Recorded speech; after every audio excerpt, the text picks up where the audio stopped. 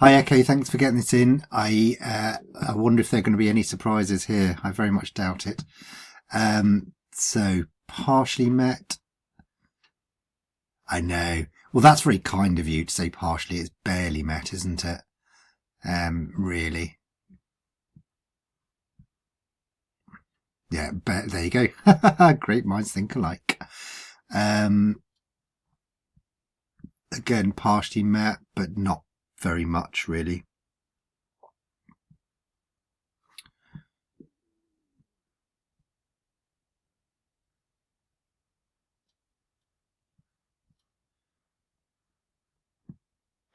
Yeah, technically we don't know that, but certainly identified individuals or individuals who have disclosed anyway. I don't know what the actual statistics are in clinical professions around gender orientation. That might be quite interesting to find out. Not met at all. No, that doesn't surprise me.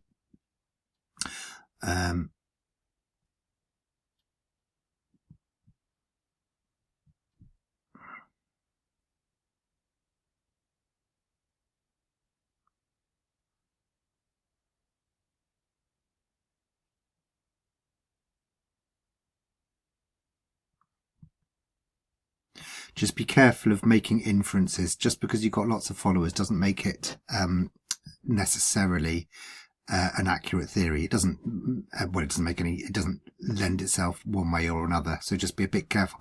I'm just saying that because I get obsessed with statistics and what they actually mean as opposed to what they infer and how they can be used in ways that actually aren't necessarily mathematically accurate. So just be a little bit careful there. It might be that there's all sorts of, if you like, circumstantial evidence for the support of the theory, but until it's actually been researched, there isn't anything specific that you could claim, really. No, driver DSM clearly doesn't support that at all.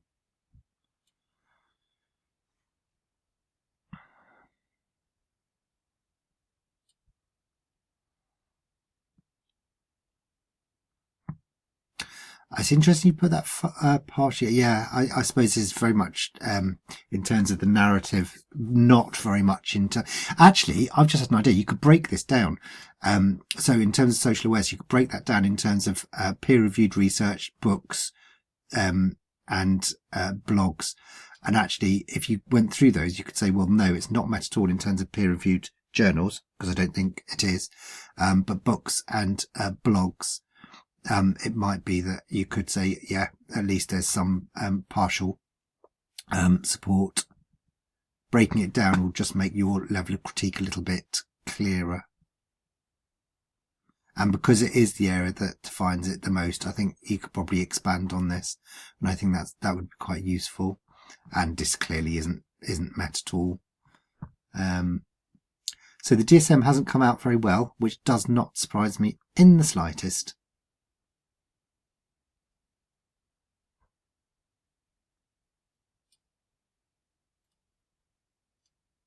So it'd be very interesting how we're going to go about advising on writing this up. There's various different components because you've got the female phenotype, obviously, but then you've also got things like observing individuals in their day-to-day activities, which is slightly as an aside. And I agree with you. I totally agree with you. But that is, I don't think it's a red herring, but it's a kind of subcategory of the original idea around the feminine autism phenotype. So it might be that we break the write-up of the assignment down into individual specific components. When it comes to task 5, I don't think you need any more. So task 5 is overtly anything particularly that's poor practice. So feel free to fill it in if you think there is anything. If not, just submit something saying, task not submitted or something along those lines, and then you can crack on with task 6.